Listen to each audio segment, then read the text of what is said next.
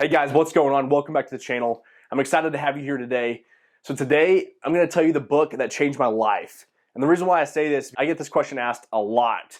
And people say like, how do you understand, real estate, or what really got you into real estate? And I think this book played a major part in it because I was 21 years old at the time, and I was going out, and this is whenever I was going out and passing out, invitations. I had this nutrition club, and I was trying to build this business. Well, I came across this guy, and he's worth a lot of money in real estate, probably around 25 million at the time. And I thought, I want to be like this guy one day. I want to do what you do. So I told him, I said, hey, I'm going to come in here every week, if you let me, of course, and I want to learn exactly what you learn every day, and I want to mimic you to learn from that. And so he told me, he said, you know what, go out, buy this book. It's called Rich Dad, Poor Dad. And it was probably the best book that I've ever read, and it definitely changed my life when I opened that thing up and started reading it. And let me tell you, I was not a reader. I hate reading.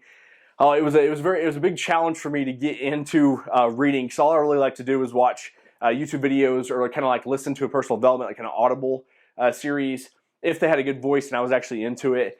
But what I did is I got this book, I went out and I started reading it, and things forever changed from that moment on. All right, so this is the book right here, Rich Dad, Poor Dad. The best book ever. I'm serious. Like, if you can go invest 10, 15 bucks to get this book, it'll change your life, especially if you're looking to get into real estate. That's really what kind of taught me. One of the biggest takeaways that I like from this book is that it taught me that all debt is not bad debt. So there's a difference between, good debt and bad debt. And for the longest time, as you go through school, as you go through all these different things, you're taught that you shouldn't have any debt. You should get through there and you should pay off all your debt and have none, and live this great life where you can just collect all your money and not have to worry about any payments or anything. Well, there's a difference. And so what this book taught me about the bad debt is bad debt would be like your own personal mortgage. And I know that people hate that because they think it's an investment. Well, if that mortgage is not paying you, you're putting money in your pocket, or you're not renting it out, obviously it's not an investment. It taught me those different things like that I have to have other assets to get that good debt to pay for my bad debt. So say, for example, say my mortgage is $3,000 a month, right? Well, that's coming out of my pocket, so that's a liability. Well, that's bad debt. So I'm going to go over here and I'm going to have an asset. I'm going to go and buy an apartment building. And say I have 10 units in that apartment building, and it makes me $300 a unit. Well, that's $3,000 a month that I'm profiting, and that's going to pay for this bad debt over here.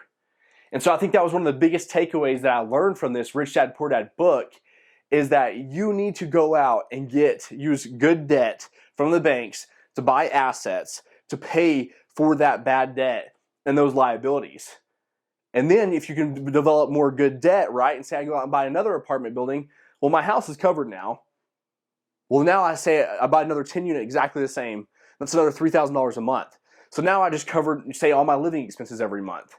And so the thing about this book is, if you follow these plans and you follow what it says to do, it teaches you to get in that mindset of go out and learn about good debt and get good debt to pay for those liabilities. You pay everything off. Well, you want that Ferrari, right? Well, that Ferrari is going to be $4,000 a month, $5,000 a month if you're financing it. Well, if you go out and you're acquiring all these assets over all these years, well, just think 10 years from now, you still might not have everything paid off, but you're getting $30,000 a month in profit from these assets, that good debt over here. And so, long story short, this book pretty much teaches you the whole 9 yards of understanding real estate and how Robert Kiyosaki built his life of using and leveraging the bank and good debt. Another major takeaway from this book was the part of the Rich Dad and Poor Dad, right? That the Poor Dad that you focus on, right? Everybody your entire life tells you to go out there, you go to college, or you graduate high school and you start working and you get that job, you secure those benefits, and you work till you're 60, 65 years old to retire. There's a very few people, right, that go out there and tell you, hey, you need to start acquiring assets over that time. You need to go out there and build and save up more money to buy real estate or buy assets that pay for your lifestyle. Whether you're 18 or 65 years old right now, you could start today by changing that mentality and breaking those mental blocks to really move forward and break what everybody else in this world's thinking of, work till you're 60, 70 years old and then you're living off your retirement or the government. This book teaches you to break those mental blocks where you kind of go out and you start thinking more independent and developing those assets so you have assets that are paid for eventually. You know, for example, like I gave an apartment building earlier. We'll just say you're getting $1,000 a month, that's 10 units, well, it's $10,000 a month. Well, in 15, 20 years, it's gonna be paid for. So instead of me being, say I was 20 years old at the time, that'll be 35 years old, 40 years old, that I'd have an asset that's paying me $10,000 a month forever. Versus if I wait and I wait for someone else to provide those benefits and I wait for the government to do that, then at 65 years old, I'm not gonna have that money to go out and do those fun things or help out a family member or go out and buy that Ferrari or whatever it might be that you want. And so I think that to really summarize what Rich Dad Poor Dad is it really talks about how to break those mental blocks and to think more independent, but also go out and acquire assets to pay for those liabilities. So guys, if you made it this far in the video, I really appreciate it. Thank you so much for watching. Make sure you like and subscribe. Y'all have a good one.